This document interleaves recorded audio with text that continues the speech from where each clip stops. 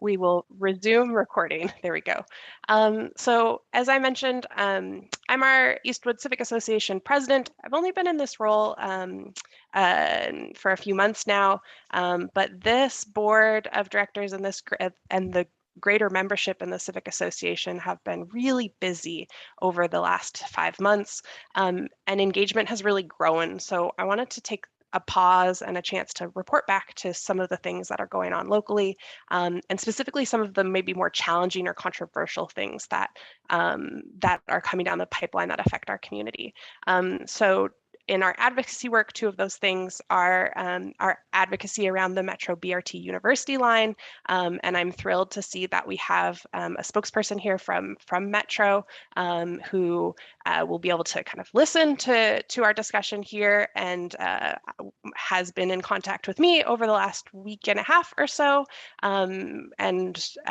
It's really great that we have this relationship with Metro, that we can voice these concerns and hopefully get to a really productive solution there.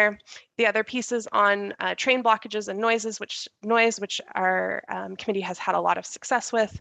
And then I wanted to share, we had a really successful spring fiesta, and we asked you guys a bunch of questions, and the results were really helpful in shaping how the board will work moving forward.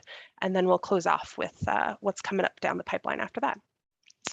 So let's jump in first with the Metro BRT University line. So just a recap here, many of you were not on this call, but during our April meeting, we asked Metro to come in and they presented details about a segment of their bus rapid transit. So when I say BRT, I mean bus rapid transit route that is being designed to run down Lockwood through our neighborhood. This project's in early design stage, but moving along quickly. It's a 23 or 24 mile transit route, similar to the Silver Line, but much longer. So the Silver Line runs through the Galleria. You may have seen it there. And bus rapid transit, my understanding is that it is like rail, except with buses. So there's less overhead infrastructure needed to support it. And it's a little bit more flexible in where it goes and how it can be designed. But think big 60-foot buses that have high capacity to carry folks through a long distance, stops less frequently than a regular bus, and has the best in terms of accessibility stations for people to access those trains. So if you think about the Green Line right outside of our neighborhood, anyone who is rolling in a wheelchair into that station has very good access to it because it meets at grade and there's no need for like a kneeling bus. But in that meeting, there were two large neighborhood concerns. One was the potential loss of the esplanade and old growth trees on Lockwood and what that would mean. And the second was that the design concept included an overpass to get over the Union Pacific train track that's between Rusk and Harrisburg. So our board went back after that meeting and thought about what our advocacy steps should be based on what we heard from the neighborhood. And so we created an alternative street design and wanted to present that to Metro, and then got some feedback from y'all at Spring Fiesta, and then have now drafted the conditions of our support that we'd like to send along in a letter that's overdue to Metro that outlines the conditions for the board's support for that, and then to build relationships with project staff at Metro so that we can have productive conversations about this. I'm going to go one more slide before I pause for questions around what is BRT, because I'm sure there will be some. I wanted to share a map of what this segment is. We are this green section through segment 4, which predominantly just runs down Lockwood from Eastwood Transit Center at around I-45, all the way past I-10 up to 5th Ward Denver Harbor Transit Center. So that's just our little segment of this much larger project that would provide a lot more transit connectivity, rapid transit connectivity for our neighborhood. So that's just a photo for Metro. If you have more questions about what the Metro BRT is, where did we go? I have a link that I will drop in the chat here. Metro has a virtual open house that I encourage everyone to go to. At the end of the open house, there's a survey for you to provide feedbacks and comments on this project. It also gives you a way better overview than I could do if you missed the presentation from Metro. So that's what the Metro project is. And let me go into a couple more pieces that we'll pause for comments at the very end of this section. When we talked about an alternative street design, what we shared with folks in a visual at Spring Fiesta was a few key concepts that instead of any proposal that would remove the center median down Lockwood, which has the old growth trees on it, we'd prefer to see a road diet, reduces traffic lanes by 1 lane in each direction. So there are areas of Lockwood in our neighborhood that are 3 lanes in each direction. There are areas that are 2 plus a turning lane. There's a whole bunch of different scenarios, but I've just taken a snapshot of kind of what on the screen below, what that looks like. If the road is going to come up anyway to make these changes, seeing a multi-use path or an extra wide sidewalk that would allow bike and pedestrians to share a path, and we'd have a lot more walkability down Lockwood.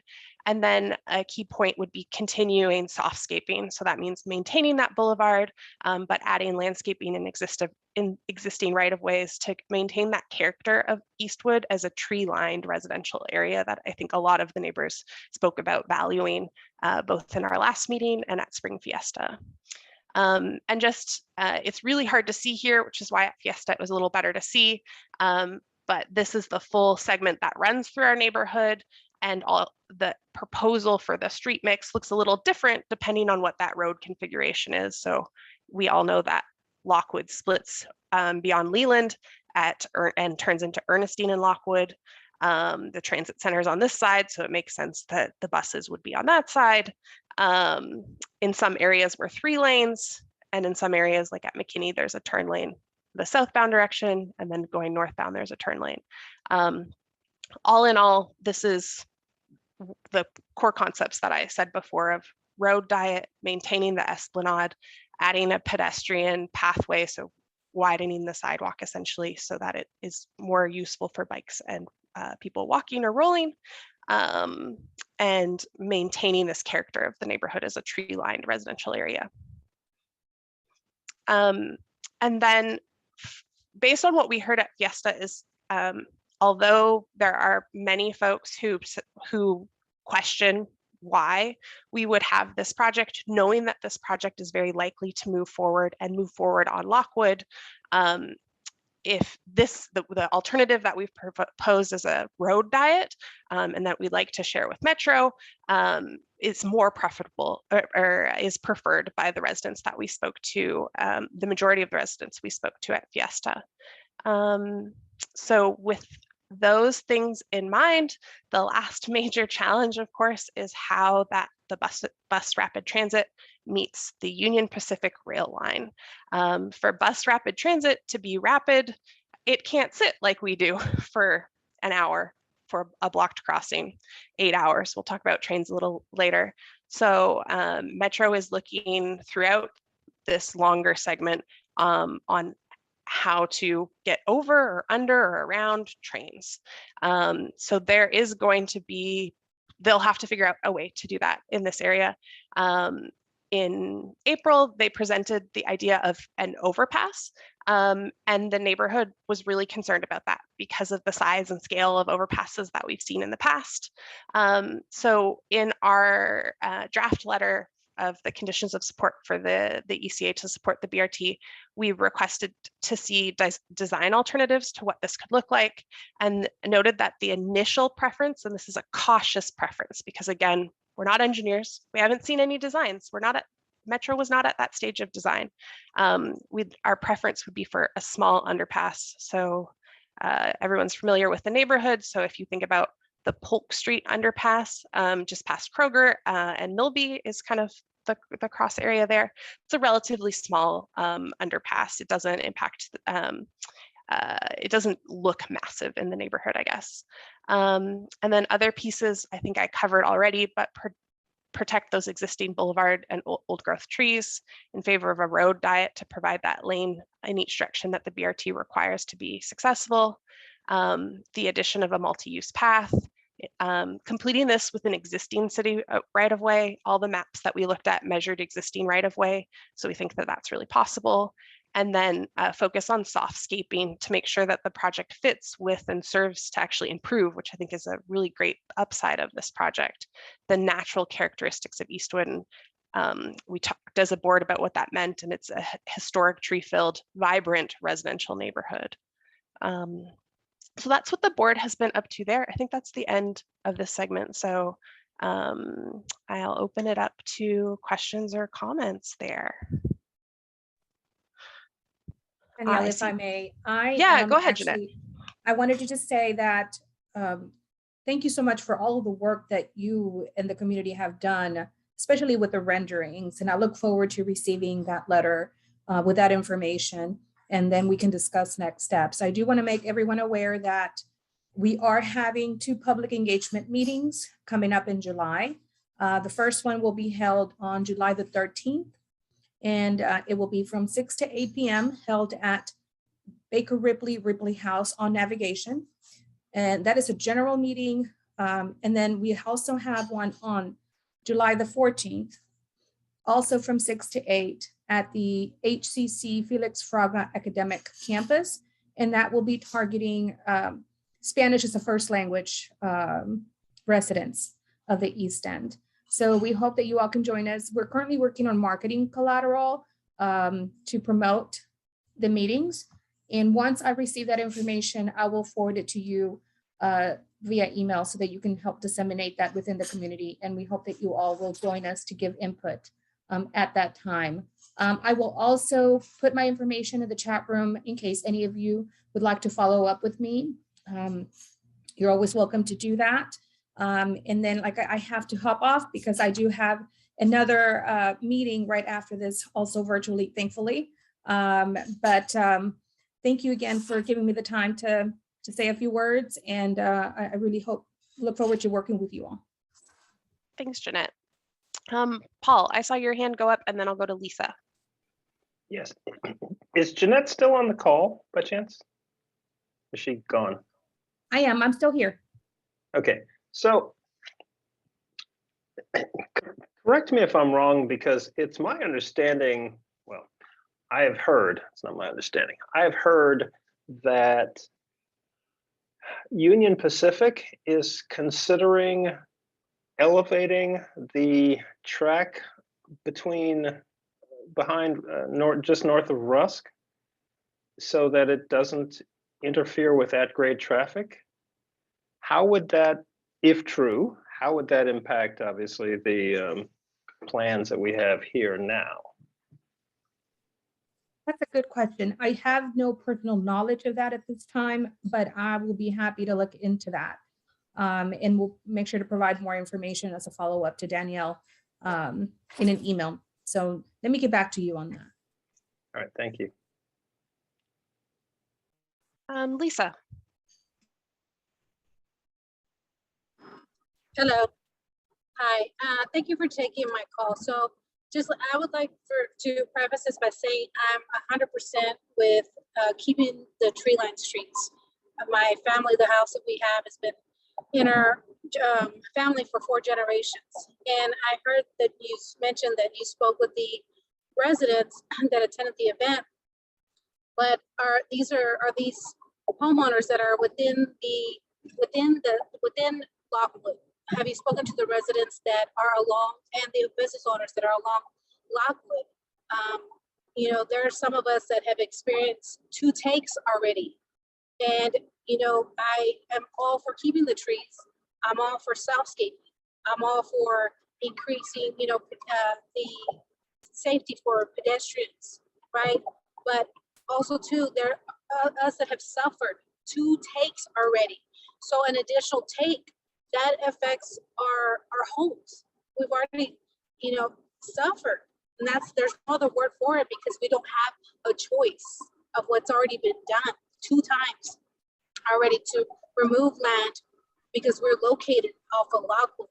So as y'all discuss these things, also speak to us that are along like Lockwood, the homeowners, the business owners, because I think, you know, those things are not being taken into consideration too, because yes, we want pedestrian safety. Yes, we want the tree line, the tree line streets, but also too, these are our lives, these are our homes. Yeah, I thank you, Lisa, Ms. Diaz. I think that those are very valid things. And as a civic association, we try to engage homeowners and businesses within our boundaries to go and talk to Metro and share these ideas. And then we try to add a collective voice when we hear a consensus around things. One of the things I'll point to that the ECA has included in this condition of support is that the project should occur with no eminent domain, that there's plenty of space already on Lockwood to do this. It should not impede on existing property owners, be that business or residential. So if I'm understanding your comments correctly, at least as I can take them as ECA president, it sounds like that's a very important thing for us to include in those conditions of support. One last thing, Absolutely, Lisa. and thank you so much. You bring a very good point, Lisa. So I have also been in communication with the East End Chamber of Commerce and the East End Management District.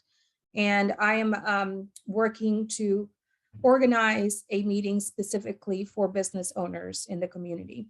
So stay tuned for that. That will probably happen later on, possibly after August. And we hope that we can count on people such as yourself to help disseminate and, you know, spread the word, and hope that we get engagement from, you know, the business owners and the business community. Absolutely. Thank you, Jeanette. Thank you. All right. Good night, everyone. Thanks, Jeanette. Mel Valine, you had your hand raised. I don't know if I'll be able to answer your question, but I will try my very best. Okay, it's fine. I was mostly curious after listening to Lisa's question. I kind of thought of something else. How many people did you get feedback from? So us as a civic association, we did not keep track of how many folks came. We kept track of how many folks came to Spring Fiesta. It was around 150 neighbors, so people, you know, directly in the neighborhood. Did all of them approach the board and talk to folks? I'm under no illusion that that happened. This was the consensus of the board after soliciting that feedback. And I guess the last piece is to say is we haven't sent this letter along yet. So if there's contrary opinions, I'd love to hear them either now or in an email to make sure that, you know, the board is aware of that and we're voting in ways that make sense for the neighborhood. Well, okay. I just think when it's something like this, you know, the level of community engagement beyond events, the collection of data is important to kind of show how you get to these conclusions, and not tracking it kind of puts efforts like this it loses transparency. So, you know, I know you can't go back and redo that event, but it's really important to properly document. You know, something like this is kind of consensus driven. So to honor that, it would be important to me to be able to go back and see how we got here, or be able to retrace the steps when decisions are made. Yeah, I think that's a really great criticism of how we've done it, and something that we can improve on. And then the last piece that I would just add is that we are not Metro. We're advocating as a civic association that people share their voice, whether that's individually or collectively. So all of y'all on the call, learn more about this project, share your voice, share your concerns with Metro. We're just trying to make that relationship even stronger so that your voice gets heard more, I guess, than it would individually. But I take your point. If we didn't come to this with consensus of the neighborhood, that's a challenge for sure.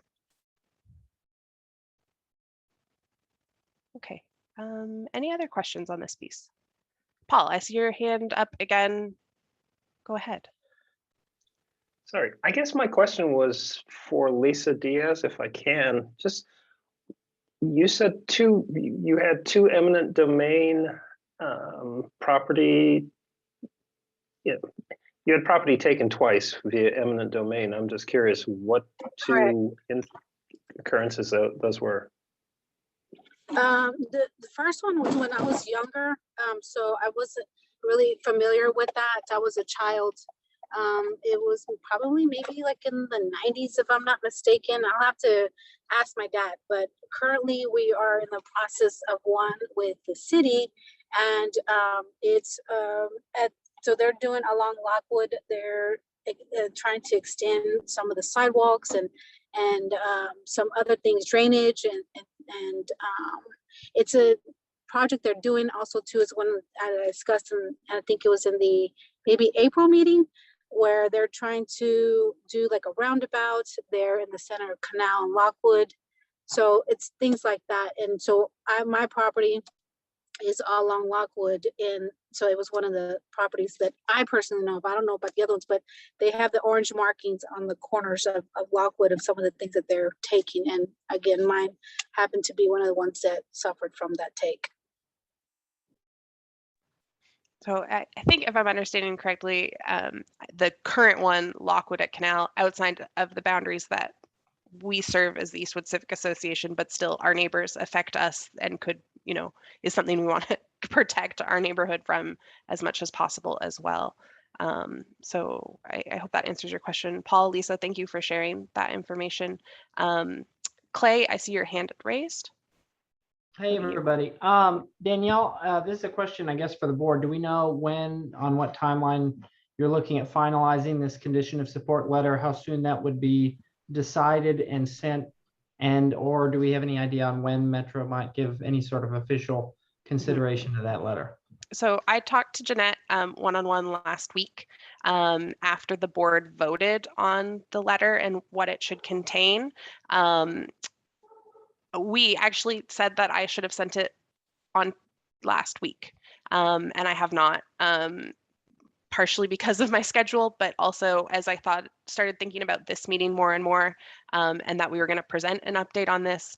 I thought it made sense to pause and make sure that the general membership was aware of it in a meeting as well, before we went ahead and put that on. But it has gone to a vote. I have all the content drafted. I just need to recirculate it to the board and send it out. So by the end of this week, in terms of Metro's response, one of the things I asked Jeanette on that call is, would this warrant a meeting? And she indicated that it very well could, but also that those July engagement meetings that they were in the process of scheduling at the time of our call would be a very good opportunity for the neighborhood to come out in large numbers and voice either, what they want this project to look like or their concerns around this project. Does that answer your question, Clay? Okay. Lisa, you still have your hand up. I don't know if you put it down and had another question. I'll just go back to you for a moment. Yeah, I'll put it down, but I was just going to mention that I'll be happy to provide any documentation that I have with regards to the entities that are part of their project. I'll be glad, and I'll put my email in the chat, but I'll be glad so that y'all can see what exactly they're wanting to do. Yeah, I'd love to see that, and we could share it on our socials. If it extends into Second Ward, I think I will also, with your permission, then share it with the super neighborhood there, so that they're aware of it, if they're not already. Any other questions about this one? And if not, I'll move on to trains.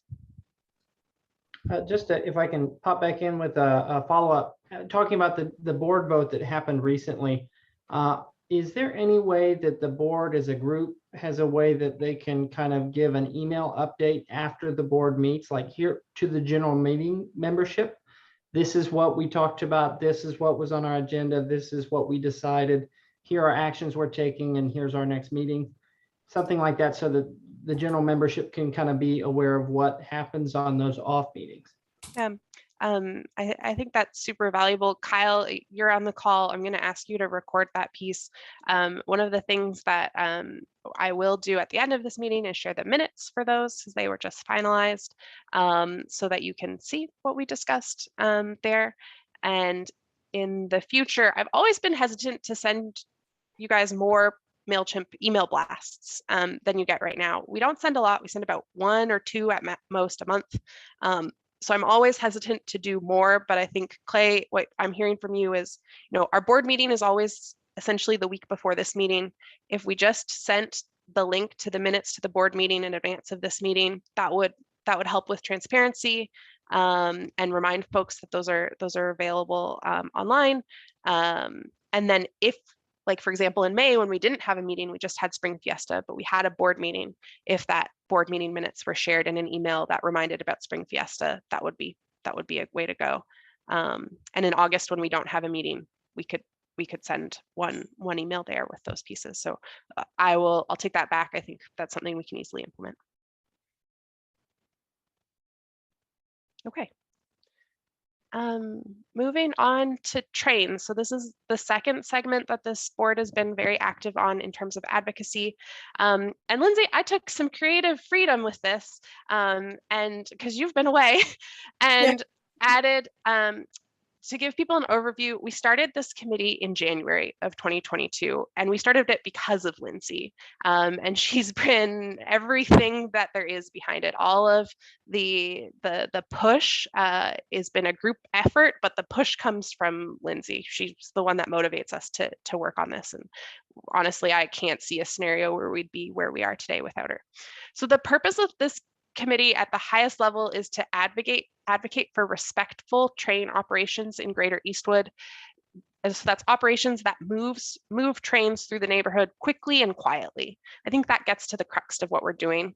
And we focus on maybe 3 different areas. The first being infrastructure funding and studies. So where should there be better infrastructure around trains? So those physical things like underpasses, overpasses, train relocations, elevated lines, any of those pieces there. Quiet zone implementation and funding. So the real push behind that is just to get the quiet zones that have been requested, implemented and approved by all of the different folks involved, both at city and TxDOT, or TxDOT and Union Pacific or rail operator level. And then the last piece is rail operator relations. For us, that's typically just been Union Pacific and BNSF. They're the ones most frequently operating in Greater Eastwood. And most of even BNSF's trains are being operated by Union Pacific in this area. So it's really UP relations. And that's both in making sure that we have a line of contact with them, but putting public pressure on them to do a better job about how they're running their operations in the East End. So I think that's at the highest level an overview, and I have some more details of what we wanted to get into, but Lindsay, I'll just ask you if there's anything you wanted to add there, if I captured the purpose. No, I mean, the purpose is spot on. Just, it's clearly a sore point in not only our area, but the entire East End. So I moved in and was pretty much ready to get going and helping improve this situation. Yeah, thanks, Lindsay. We couldn't do it without you. And so I have a few updates here. The first thing that has happened long before this committee started is data collection from another committee member who's also on this call, so Paulette. She was in the Chronicle recently. You may have seen an article. She took a camera and stuck it facing the train and has been recording for more than a year. I would say about 2 years at least, all of the data of how many trains go through and how long they're stopped for. And back in November, she started to send that information to to myself, and then our train committee really got going with the data in January. So we now see what this impact is on one line at one crossing, and we all know there are 3 lines in our neighborhood: the Galveston sub that runs parallel to Harrisburg, the West Belt that often blocks at Cullen, Leland. There's an overpass at Polk, McKinney and Milby, and then York and Sampson, and then the East Belt that blocks the KIPP school I'm going to get these ones wrong. Telephone, Polk, and Leland, I think, are the main throughways that are impacted, along with a few smaller streets over there. So one line and one crossing. And what we're seeing is that on average for the last 7 months now, 35% of those trains are stopping for more than 10 minutes. The average length that a stop train stops for is 55 minutes, so nearly an hour. And the single longest blockage we've seen is like 8 3/4 hours, which was back in November. But every month we're seeing a blockage that is at, above, or very near to 3 hours. Like you can see them across the line here. At least one blockage of that length, and these are happening. 35% of the trains that come through are stopping. So this is a big problem for the neighborhood. And again, one line, one crossing. It could look, those numbers could be worse, say on Altic, a few places down, could be worse at Telephone on the East Belt, could be worse at Cullen. I'm impacted by that one personally a lot. But this is where we were able to get data. Since then, I would share that the City of Houston has a pilot program they've put cameras at 5 additional crossings and are trying to automate the collection of this information. We have a contact with them, and as they verify that information, they will be sharing it with us. So we'll hopefully get a better sense of where those impacts are outside of the neighborhood. But that's the impact there. And then going back, I guess, to our focus areas, I'll start with infrastructure funding and studies in terms of what we're doing. The group has worked on targeting federal infrastructure dollars. I've highlighted in a little red box this funding that comes from that bipartisan infrastructure bill that lots of folks have been talking about, that goes specifically to the Federal Railroad Administration, the FRA. And this is the pot of money that our committee has been focusing on advocating that local entities in this community apply for to get relief for how trains are operating in this area. So there's 2 buckets of money there, totaling about $8 billion. That's spread across, obviously, the whole country and is spread across a 5-year period. But it's money that if the city, the HGAC, TxDOT doesn't apply for, most likely HGAC in City of Houston, maybe Harris County, does not apply for, we have no chance of using this money locally. And we really want to advocate that this money deserves to be in the East End, because the East End has had the short end of the stick when it comes to rail operations for a really long time. So one of the ways that we've done that advocacy work is that we were at City of Houston committee meeting about a month ago in May. We had 5 committee members make public comments there. They were extremely well received. Our civic association has been applauded and noticed for the work that's happening here because we've consistently been going out. But in addition to the 5 committee members that were there, there was probably nearly a dozen Eastwood or greater Eastwood neighbors who heard about this because of the rumblings that the Civic Association has been making. So we saw a really huge public engagement there. And I think our council members took what we said to heart. I wanted to share a few things that we learned about that at that meeting from city staff, because they were also presenting, as were BNSF and Union Pacific, but much of what they shared was just platitudes that we've heard before. From city staff, though, what we learned was about 2 infrastructure projects that are on the city's priority list that are in or around our neighborhood. One won't come as a surprise, I don't think, because we just talked about the Metro BRT line. This yellow, or sorry, that's not yellow. This pink line that's running through is the Metro BRT University line, and they meet several train crossings at grade that they have to find a solution for. So because of that, these are on the city's radar for where grade separated infrastructure may be necessary. So again, you've heard that we have serious concerns and will be sharing them in a letter to Metro, though they've also heard verbally, informally at this point, that a large overpass would not be acceptable to the community, but potentially a small underpass is a solution. Paul, you raised another point that is, I will say this is a rumor, that if Union Pacific ever considered raising their rail line, the road would no longer meet at grade. I would say I would give that the same likelihood as them moving the rail. Not impossible, not totally unlikely. We just don't know the likelihood of those pieces, and it's up to us to trying to find that information of who's thinking about it at a point in time that the neighborhood still has a say in what happens. So enough about that piece. And then the other one is on the west belt. So again, I'm talking about, this is 45 feeder. This is Cullen and Leland are basically side by side here. This is Cullen, this is Leland. This is Polk with the underpass, then York and Sampson, Commerce, Reynolds, those go outside of our neighborhood. These are outside of Greater Eastwood, but it impacts our ability to get to downtown. Lots of people take these lines.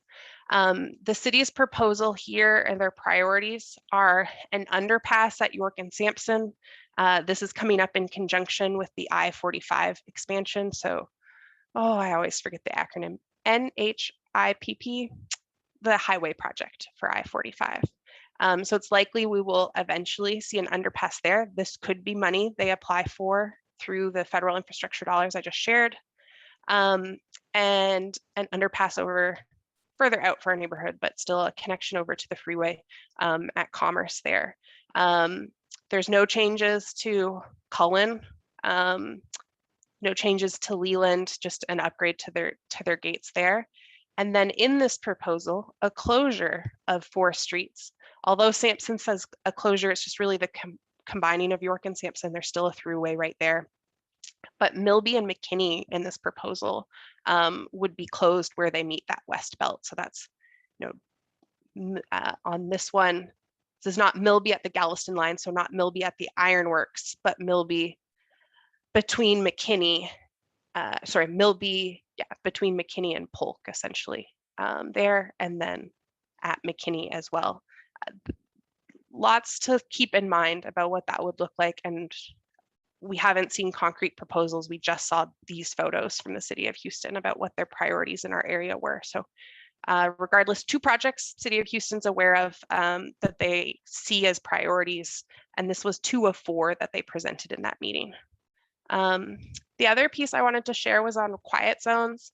The city didn't give a lot of information on this, but I thought what was interesting in that presentation is that there have been 14 quiet zones established in the city of Houston since 2006, and the last one was established in 2018. So we haven't had any movement in about 4 years. And there are 36 pending or requested quiet zones, of which quiet zones called East End 2, East End 1. No, East End 2 and East End 3. So this is one of those is the Galveston sub. The other one is the West Belt. Have been on the books for a very, very long time. A lot of the work that's needed for a quiet zone to be implemented on a city level has gone through.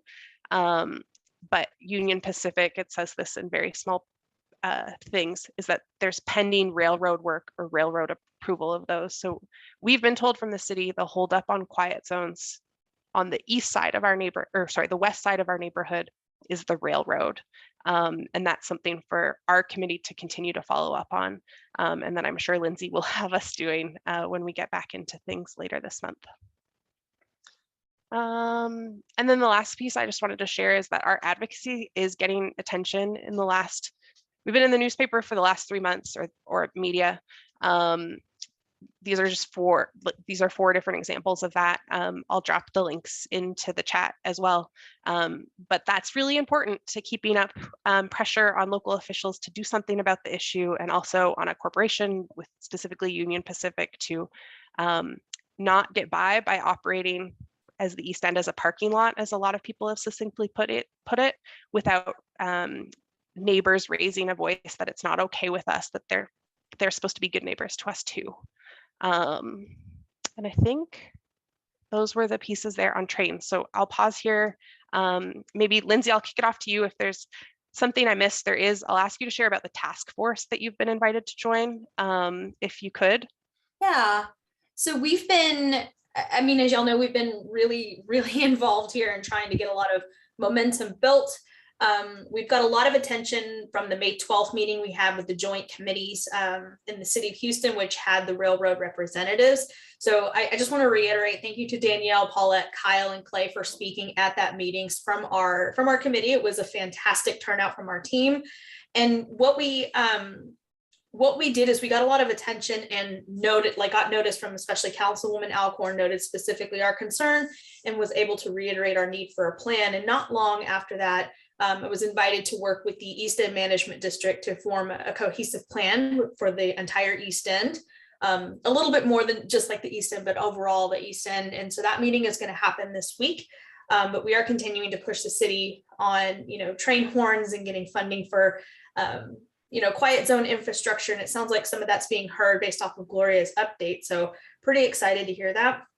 I would just reiterate, this is a long haul plan. We're continuing to work on it and we're continuing to push and advocate. And trust me, I'm there the whole way. I do want to reiterate to everybody, if you want to help, continuing to report those blockages on the FRA is going to be helpful, because the FRA will only look into an issue after 3 consecutive days of reporting. So just continue to report it as often as you can. I put in a little link to share some stories about how the train blockages are impacting you, how the noise is impacting you. And just as similar as Paulette has a security camera trained on a line on that blockages, if any of you have additional insight into a train line and you have access to do something similar, let us know so we can potentially start to collect data on another line, which would be really helpful.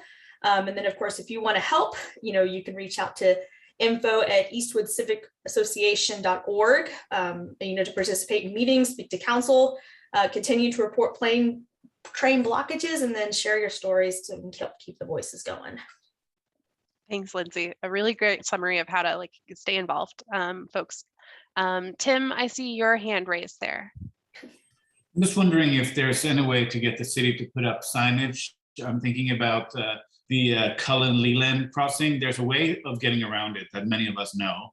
But when we have visitors and delivery people coming, they're sitting there for a long time. And it would be very easy to set up a signage saying detour and help people navigate through Coyle to Milby to Polk to go to the underpass to get around the train.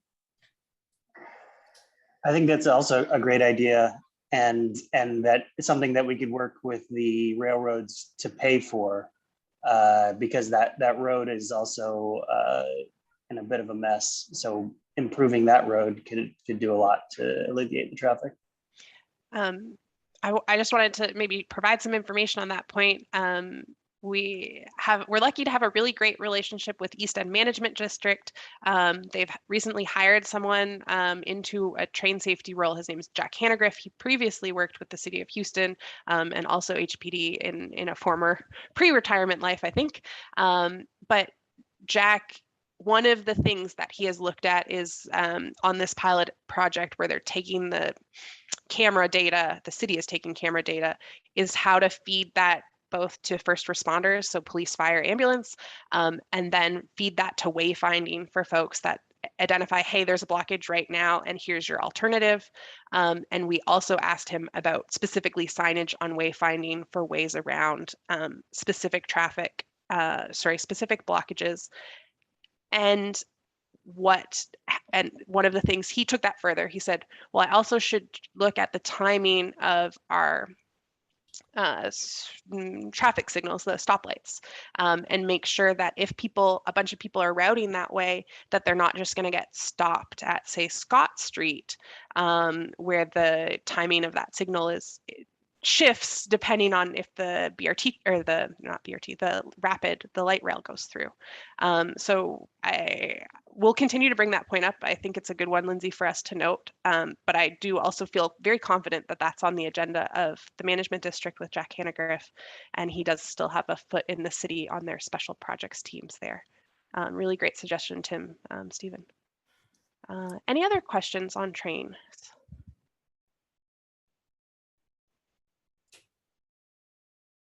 Okay. Awesome. I'll just close by a really big thank you to that train committee. Y'all are amazing. It's a lot we've done in 5 months. Okay, this is really pulling into our last topic. So we're at the 1 hour mark. For folks, this is your first meeting. We typically go an hour and a half, but we try to get to the very last part of it by now. So I hope you can bear with me for this last I would say 15 minutes and we'll be out of here. We had a wonderful first event back in person in May at Spring Fiesta. We had 150 people come out to the Park Boulevard. We had to switch sides. We were at Lockwood, but we were on Park Boulevard between Lockwood and Eddington, and everyone found us, I think, which was wonderful because we had to swap sides because of some pieces there. But one of the things we did that I don't think I've ever done at Fiesta is, in exchange for your ice cream and tacos, we asked you to fill out a survey. And so of those, we got about 71 responses to the survey.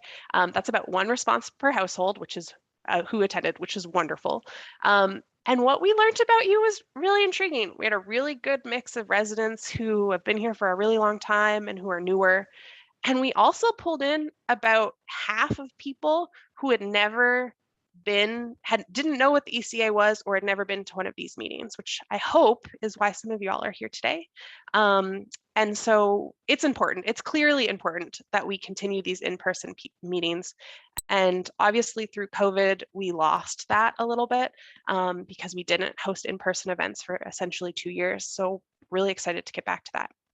So some of the really important stuff that you guys told us though is we asked what improvements you'd like to see in the neighborhood. Obviously, a little civic association can't change everything, but if we know what our neighbors wanted, we would be able to direct our efforts to things that align with this list. And maybe every Spring Fiesta we do this survey and see if these priorities change. So we asked you over 24 things to prioritize, and the top 6 are here. I was just going to put top 5, but safety crept up in the comments that people wrote in afterwards way more often than the survey results suggested. So it was a 6th place, and I've added it onto the list here. And then we also asked questions about, what else you would want. And, the really big thing is you guys want more opportunities to meet and interact with your neighbors. So I wanted to share some things that we're working on to make these happen. On train and roadways, I think you heard enough from us on what we're doing on the train committee. We're trying our very best there, and it's a big battle, and we're going to need as much support as possible.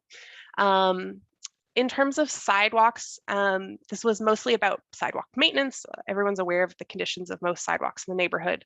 We're working right now with Link Houston. They're actually currently at Second Ward Super Neighborhood. They ran a pilot event there where they worked with Rice University and a couple other partners, and basically had a community event where folks went out and documented all of the sidewalks in their neighborhood, block by block, and the conditions of those sidewalks with both photos and GPS locates. And then that was shared with the City of Houston and 311. They've asked for neighborhoods that would be interested in doing something like that. I think ours is a really good candidate, so the board will kind of push that forward to see if we can make that event happen, and then we'd be looking for a few volunteers from the neighborhood to go around and walk and document the sidewalks. And that's maybe the first step to documenting how bad our sidewalks are in terms of accessibility. I know there's a lot of awareness of it at like a high level. Folks say, where will the dollars come from? But I think that visual of documenting a whole neighborhood would be really great for us to see and have that information on hand. The third piece here was road maintenance. I couldn't think of anything that our civic association is doing around road maintenance outside of tangentially working on slower streets to slow traffic to the speed limit in the streets, and working with the City of Houston kind of planning departments in what could be done there. So that's a gap for us to think about as a board, if there's anything that we can advocate for there. A 311 reporting campaign could be one of them. The fourth was access to food, and this looks a lot different than all of the others, and I'm at a loss on what we can do, but 2 things I think I would mention. One I put on here is that a little red box grocery store. It's a micro grocery store intended to be in a food desert, so at Second Ward. It's located on Harrisburg and York Street, or Sampson.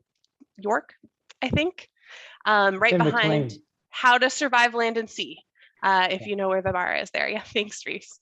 So there's a new micro grocery store. It's tiny. I get my CSA, my community sponsored agriculture, supported agriculture box there, and then I grab a couple of staples to make a couple of dinners if I can. So that's one thing. I don't know what else we can do. The other piece I would say is that the Eastwood Park master plan should be brought to the TERS board over the next few months.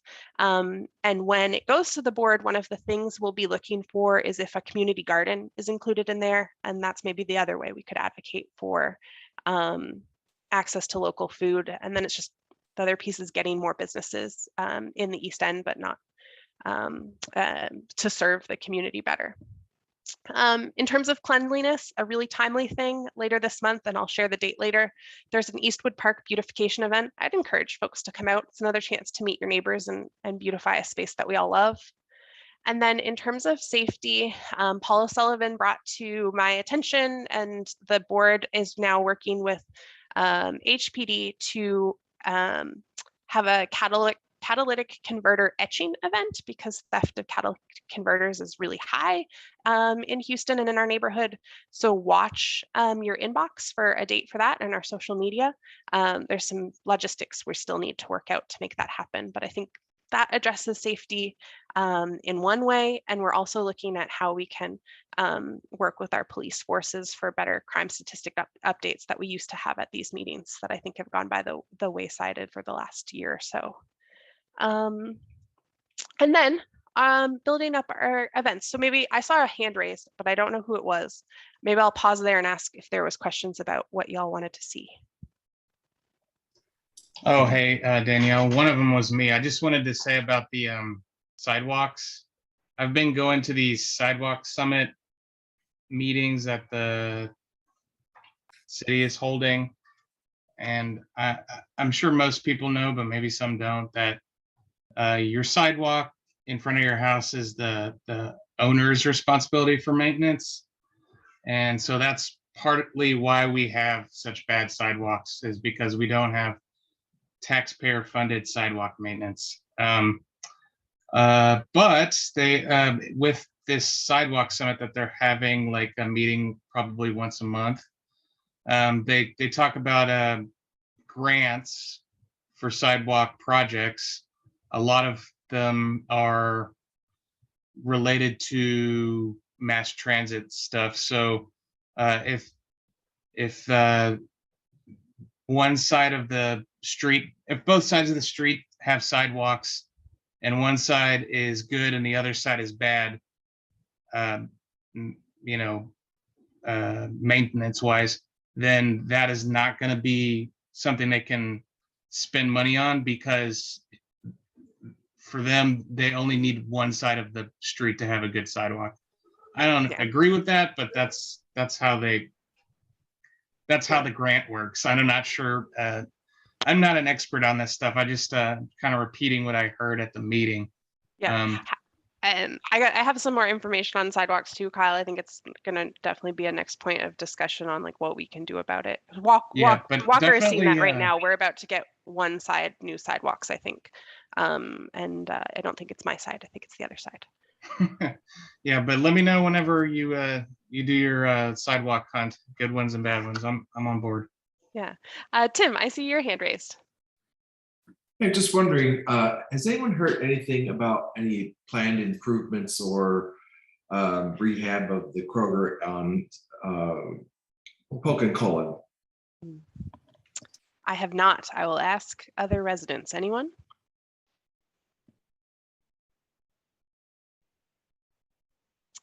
I know they recently, maybe, what was it, about a year and a half ago, 2 years ago, they did a big within store renovation where they moved the shelves around and put in new self-checkouts, but that's about the only thing I've heard or seen. Okay, thank you. Yeah, I think you're hitting on a challenge that lots of the neighbors face about the grocery store there. So the last piece on here, I think I'm going to move on. I didn't see any other questions. or hand raised, is around our event schedule. So our goal as a board, we stated this year, is we wanted to build our event schedule out to 4 events in a calendar year. So Spring Fiesta, National Night Out, which we host October 4th, and then our Historic Homes tour have always happened. And our hope was to add something in the winter months. So December is always a really bad month. So probably January of 2022, 2023. If you have ideas of what you'd like to see that event, we're trying different times and different days. So weeknights versus weekends, that would be, really helpful. And then we're working at partnering on this Eastwood Park beautification event, which Second Ward is actually putting together. But we're going to see what kind of food we can have out. We had tacos last time. It was really good. We'll see what we can do to get more folks out, and then just a call to the neighborhood to come by your park on June 18th. That is Juneteenth, so there's going to be lots of conflict with events you might have, but maybe your morning is free and you can come for an hour or more. So I would mention the date. It's June 18th, 8 a.m. to 11. Come ready to clean up the park. Last time I planted, others picked up trash, others removed all of the shoes from the basketball, overhead thing. So that's probably up next. National Night Out will be Tuesday, October 4th. Our Historic Homes tour is in full swing with a full committee on that on the 15th and 16th. If you're interested in volunteering or you are curious to learn more, send us an email. I'll get you in touch with Erin. She's always looking for volunteers day of, and we're still finalizing the list of homes. So if there's a home in the neighborhood that you really wanted to see on the tour, let us know. And I think that's it there. The last thing I'll say is that our meeting schedule is a little wonky through the summer because of the 4th of July. We will meet on July 11th, Monday, July 11th. That will still be virtual, but we're having the East End Management District in to talk about this Greater Eastwood Livable Center study. It was complete last year during the pandemic, but not a lot of people know about it, and has some really cool, ambitious things for the neighborhood that I think is worth spending some time on as a neighborhood group. We won't meet in August, but watch for potentially an HPD catalytic converter etching event falling in there. And then we'll be back again at a weird schedule because of Labor Day on September 12th. And this one will be hybrid. We will try being online and in person at the EB Cape Center, so we can keep you guys involved who have really benefited from this online version, while also getting back to those folks who really liked to come in person. So you'll have a choice of how you join. I have my fingers crossed with technology. We're a really small group. No one's an IT professional, and we don't have a lot of resources behind it. So we'll see what that looks like. But I think we can make it work. And just might be a little weird for our very first one as we try new technology. And with that, that's all I had on my content. So I'll pause and ask if there's any final questions. Chief Lozano. I just wanted to share, Danielle, we'll be having a pet pantry event here at 5900 Canal on Wednesday between 9 and 11. Free dog and cat food for anybody that's interested. Spread the word. Okay, thank you. We know that we have lots of animals in need in the neighborhood. Any other final comments or questions? Just a comment. I don't know if anybody else has really appreciated it, but I really enjoyed the new crepe myrtles and everything that's been put in along Lockwood. Those are looking great. I can't wait to look and watch them grow. So glad. Big thanks to whoever was it, the East End Management District. You can thank them in July in person. Very good. Or virtually in person. Not to drag the meeting out, but the report, the meeting minutes from the last meeting. Yeah, so Kyle, I wondered, can you send a link in the chat? I was gonna pull them up, but I never got a chance. I got them right in front of me, and we basically have covered most of what we talked about that day. There was a train committee talk and home tour. committee, and then we had elected officials speak for a while. Then we went to the bus rapid transit, and that had a lot of pushback. A lot of people hearing it for the first time and kind of flipping their wig. So there was a lot of people going off on that. And then we went, talked about some other updates, and I think at the end I talked about the communications committee and putting together the signs for the spring fiesta. I'm gonna find that. Let me send a link in the chat in case anybody wants to see any meeting minutes.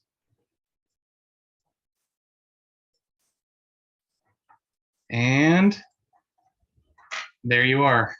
If you ever want to read the meeting minutes, there they are. They are also on our website, but this is a lot more convenient way to find them potentially. So I think I need a motion to approve the minutes from our April 4th, I think I got the right date, general membership meeting. I see a second from Clay. Any opposition? Hearing none, minutes are approved. I do not have a treasurer's report. Palani's away right now. Oh, Paulette, you have a treasurer's report. Yes, I do. Oh, wonderful. Here's can you hear me? I can. Okay, the treasurer's report. We have $26,138 and $1,552.27 was spent on Spring Fiesta. That's it. Okay. So I motion to approve the treasurer's report, and I need a second. I'll second. I saw Kyle. Any opposition or discussion? Hearing none, all in favor? Aye. Yay. Excellent, thank you. Motion approved. Thanks for the procedural stuff, guys. Okay, with that, then I will adjourn. I'll make a motion to adjourn. Who wants to second that one? That's the best one. Paulette seconds. Okay, we are adjourned. I'm going to stop the recording. If anyone wants to stay on and chat with me, I will stay on. But otherwise, I hope to see you